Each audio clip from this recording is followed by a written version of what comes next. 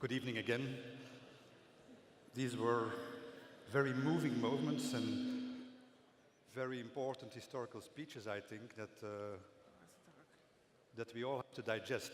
Nevertheless, the political discussion about all this has to continue, and that's why we invited in the panel two specialists from the party, Ms. Walburga Habsburg-Douglas, who is member of the parliament in Sweden, chairwoman of the EPP parliamentary group in the Organization for Security and Cooperation in Europe, and Pedro Agramunt, senator in Spain, chairman of the EPP group in the Parliamentary Assembly of the Council of Europe. Now, regarding the European policy, we just have news from Brussels.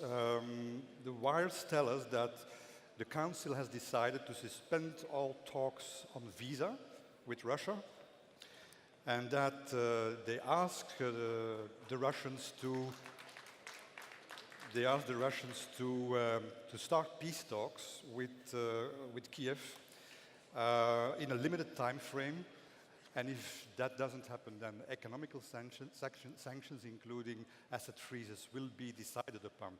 That needs to be confirmed. Those are the information that come to us via the wires, and we will have confirmation about all of this later in the evening. I come directly to you with this latest news. Is this what Europe needs to do in order to bring forward the situation in the way that both Mr. Klitschko and Mrs. Tymoshenko have been putting forward? What do you think about this? I think it's good and it gets us forward because now we have something in our hands. And we have always said the important thing is that we need to have a debate, a discussion between Russia and Ukraine. And I mean, this might be the trigger point to bring forward such a discussion.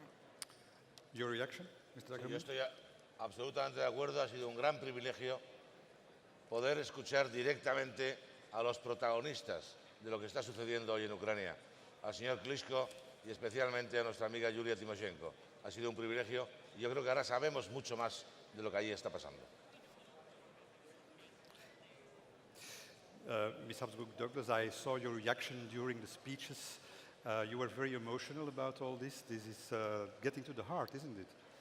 I mean, it's a thing we have worked with now for many years, and now somehow we are feeling that it's getting forward.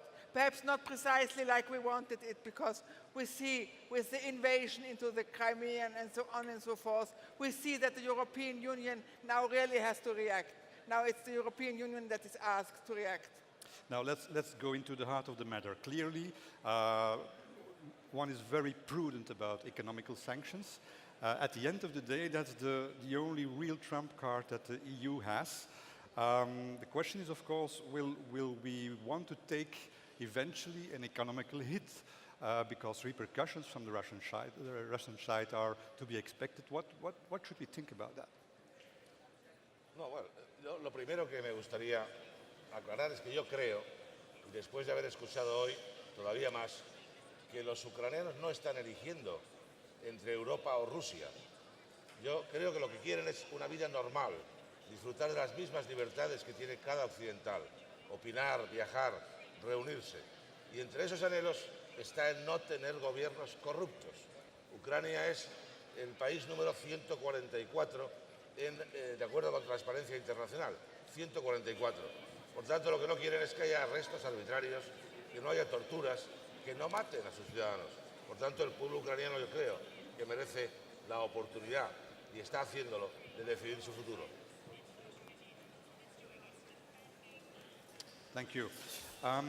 All of this brings us, of course, to the way we are behaving towards the most important part, perhaps, in the whole discussion, that is Russia. I want to go once more, go back to the war room, if we can, and have a question from the viewers, from the voters. Hi, I'm Sophie from France, and here's a question that we received in the social media. Well, it is obvious that Russia doesn't accept that countries east of the EU live its sphere of influence. So, how does the EU deal with Russia in the future? Thank you. Well, I would say what we right now see is a sort of phantom pain of Russia, as they still regard the countries around them as their own territory.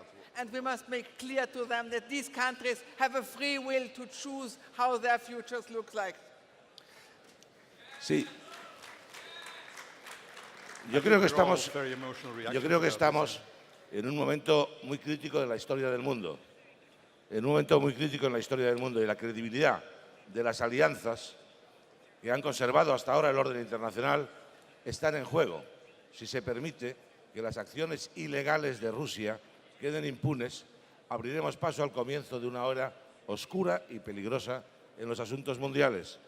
Yo creo que Occidente no puede actuar en Ucrania como sucedió en 2008, por ejemplo, con Georgia. La respuesta es que no podemos actuar así. Okay.